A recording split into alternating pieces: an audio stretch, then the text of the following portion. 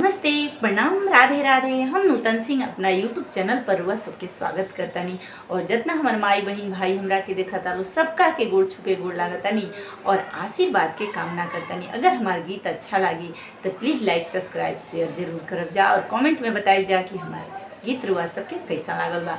ई हमार गीत एगो सीमा बहन कमेंट कैले रही कि दीदी हमरा के एगो सोहर सुना दी।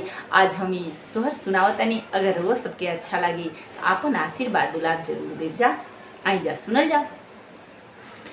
भैल नगर में सोर ये राजा, भैल नगर में सोर, भैल नगर में सोर ये राजा, भैल नगर में सोर। ए राजा कर चढ़ी आवेली ना नदिया कंगनवा हम धैयल भी कंगनवा हम धैयले भी हो। कियले बुए ननद हाथी से घोड़ा, कियले बूधे गाय, कियले बुए ननद हाथी से घोड़ा, कियले बूधे गाय। ए ननद कियले बुना के ना थियवा रहसी घरवा, जैबू बिहासी घरवा, जैबू नु हो।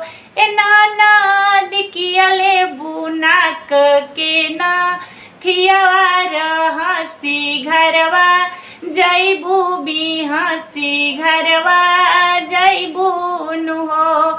हथिया तय भाभी मोरा बहुत बा, घोड़ा बटे दुआरे।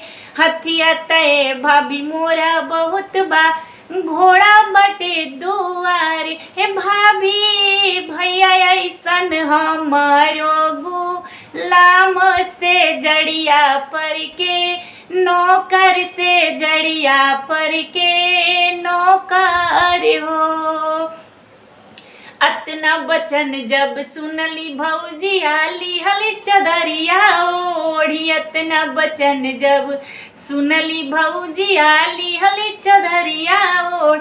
ए राजा हमके नैहरवा चहू पादीना नदिया मेहना मारे लिहो। ए राजा हमके नैहरवा चहू पादीना नदिया मेहना मारेली ना नदिया मेहना मारेली हो।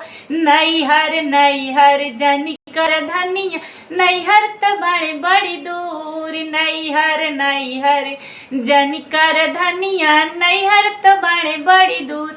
ए धनिया चली जा ननदोइया के से जड़िया बादलवा फिरी, जई है बादलवा फिरी, जई हानि हो।